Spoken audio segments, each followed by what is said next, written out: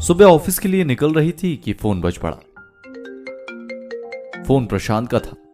मैंने उठाया तो बिना कुछ सुने खुद बोला, शाम को डिनर के लिए जाना है, द मूनलाइट में टेबल बुक किया है, don't make any and plan.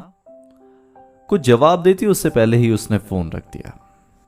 रश्मि जोशी नाम है मेरा। बीते साल ही मुंबई शिफ्ट हुई हूं। माँ बाबा नागपुर में रहते हैं। यहां जिंदगी की लड़ाई कर रही हूं, मतलब जॉब कर रही हूं। आज ऑफिस पहुंचकर कई सारे काम देखने हैं। शाम का कोई होश नहीं है और प्रशांत साहब चाहते हैं कि इनके साथ डिनर पर जाए। आज तो ऑफिस पहुंचने में लेट भी हो गई हूं, पर रोज टाइम पर आती हूं, सो बॉस से माफी भी मिल गई। पता नहीं आज प्रशांत ऑफिस क्यों नहीं आया।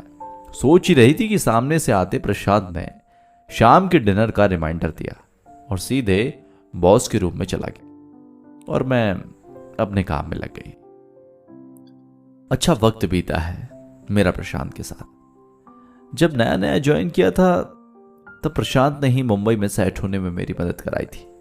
मुझे याद है जब ऑफिस के बाहर की सीढ़ी से पैर फिसल कर माइनर फ्रैक्चर हुआ था तो प्रशांत ने ही मुझे सबसे पहले हॉस्पिटल और फिर फ्लैट तक लेकर गया था और पूरा 2 हफ्ते मेरे लिए अपनी मां के हाथों का बना हुआ खाना लेकर आता रहा। मेरे माँ बाबा को भी उसी ने मना किया था। अच्छा दोस्त है वो मेरा, कह सकते हैं बेस्ट फ्रेंड। हम अक्सर ऑफिस के बाद चाय पीते हुए गॉसिप करते हैं, कभी ऑफिस की तो कभी घर की तो कभी बचपन की बातें। शाम को क्लाइंट्स के साथ मीटिंग है जो तुम्हें ही होस्ट करना है, मैं डिटेल्स भेज रहा हूं, कहते हुए बॉस ने मेरा ध्यान तोड़ा। डिटेल्स स्टडी करते करते कब लंच का वक्त हुआ पता न चला। प्रशांत और मैं ज्यादातर साथ ही लंच करते थे। और भी कुछ फ्रेंड्स हैं जो रोज साथ में कैंटीन में इसी वक्त मिलते हैं, पर आज सब थे प्रशांत के अलावा। मैं प्रशांत को देखने बाहर गई तब गार्ड से पता चला कि प्रशांत ऑफ लेकर चला गया। ऐसा पहले कभी ना हुआ। प्रशांत कभी ऑफ नहीं लेता था। मुझे लगा शायद कुछ काम होगा। मुझे मैसेज मिला, आज कुछ स्पेशल है, तैयारी के लिए ऑफ लिया है, तुम शाम को टाइम से पहुंच जाना। मैसेज प्रशांत का था। जल्दबाजी में मैं भी सीधे मीटिंग हॉल में पहुंच गई और रिप्लाई भी ना दे सकी। हॉल में फोन लाना मना था, सो मैंने फोन डेस्क पर ही छोड़ दिया। मीटिंग खत्म होते ही काफी देर हो गई थी।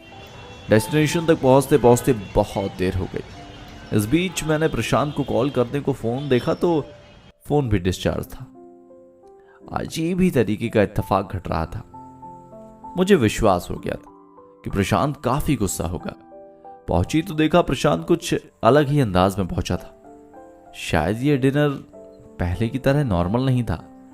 फॉर्मल सूट टाई के साथ, जो कि अब झंझोड़ के खुल चुकी थी, बाल बिखर चुके थे और बार बार फोन में देख रहा था। वहीं उसके लाए हुए फूल जो कार की बोनट पर रखे थे और कुछ पंखुड़ियां बिखर चुकी थी। तोहफों में ना मानने वाला आज फूल लाया है, वो भी मेरे लिए।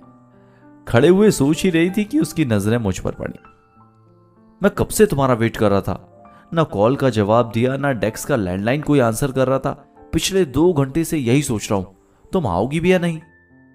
मैं ही पागल हूं जो इतना सब अरेंज किया। मैंने जब मीटिंग और ऑफिस के लेट ऑफ होने की बात उसे बताई तब वो शांत हुआ। लेकिन अब सवाल पूछने की बारी मेरी थी कि आखिर क्यों पहली बार मेरे लिए फूल लाए गए, क्यों बस डिनर अरेंज करने के लिए ऑफिस से छुट्टी ली गई। और जवाब मिला, तुम्हें याद है 1 साल पहले ठीक आज के ही दिन हमारी मुलाकात हुई थी, फिर हमारी दोस्ती हुई, सब कुछ सही चलने लगा। अंजलि के जाने के बाद बहुत अकेला हो गया था, मैं टूट चुका था। फिर तुम आई रश्मि और सब ठीक होने लगा। जैसे लगा कि जिंदगी में जो साथ की कमी थी वो पूरी हो गई।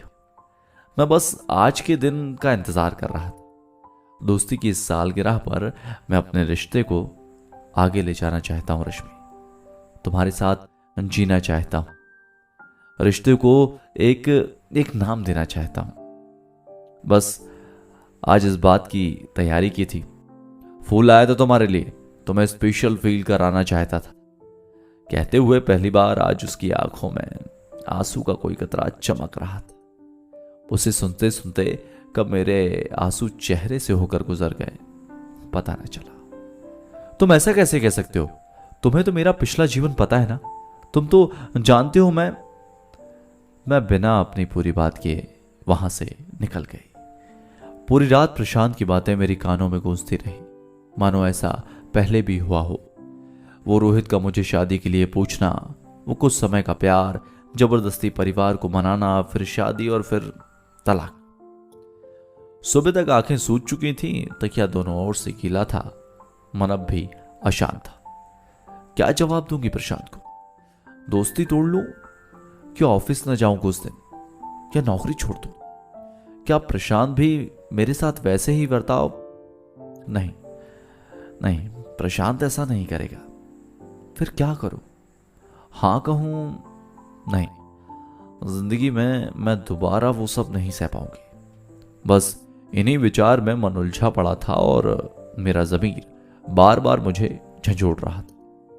रोहित से शादी के कुछ महीने बाद हमारे झगड़े होने लगे। बात बढ़ती गई, कभी उसका हाथ उठता तो कभी बेल्ट। सोचा प्यार है तो तकरार भी जायज है। मैंने शरीर पर चोट के निशान को भी प्यार ही मानकर सहन किया। लेकिन हद तो तब हो गई जब मुझे मालूम हुआ कि इस शादी से रोहित सिर्फ अपने लालच को पूरा करना चाहता था। शादी में मिले कम दहेज, रुपए, उपहार ने जैसे उसे गुस्से में भर दिया, जिसे मैंने प्यार का एक हिस्सा मान रखा था। लेकिन जहां रिश्ते की बोली रुपयों में लगे, वहां कब रिश्ते बिखर कर मर जाया करते हैं पता ही नहीं चलता। तो मैंने वो घर छोड़ दिया। पहले तो माँ बाबा ने कोशिश की कि सुलह हो जाए, लेकिन मैं फिर से उस रिश्ते को जिंदा नहीं करना चाहती थी। मैंने तलाक ले लिया और यहां मुंबई में अपनी जिंदगी अकेले बनाने चली आई। कमजोर दिल की नहीं हूं मैं, पर डर गई थी उन पलों से।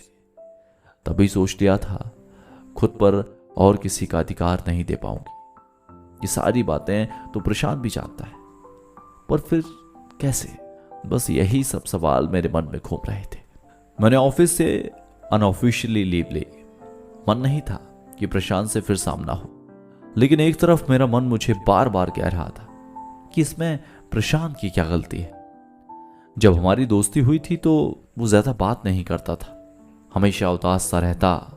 तब एक दिन ऑफिस के मेंबर से पता चला कि उसकी पत्नी का देहांत हाल ही में हुआ है, और मैंने हिम्मत करके उससे बात की।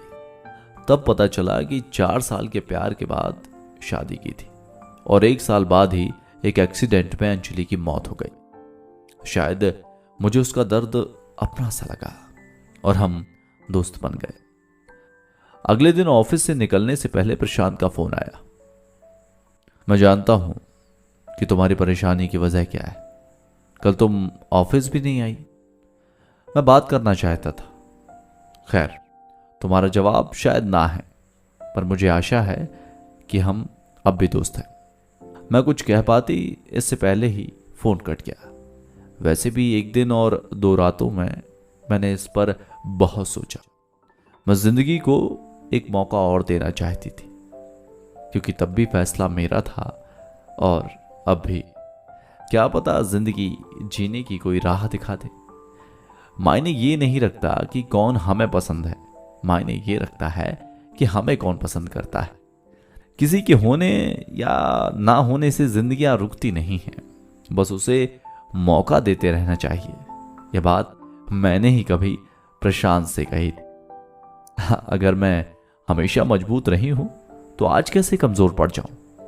क्या पता जिंदगी ने खुशियों के दरवाजे खोलने का सोच रखा हो। मैंने दोबारा प्रशांत को फोन किया और उसके कुछ कहने से पहले ही कहा, शाम को द मूनलाइट में टेबल बुक कर रही हूं, कोई प्लान ना बनाना। ये थी छोटी सी कहानी ज़मीर अहमद शाह की लिखी हुई।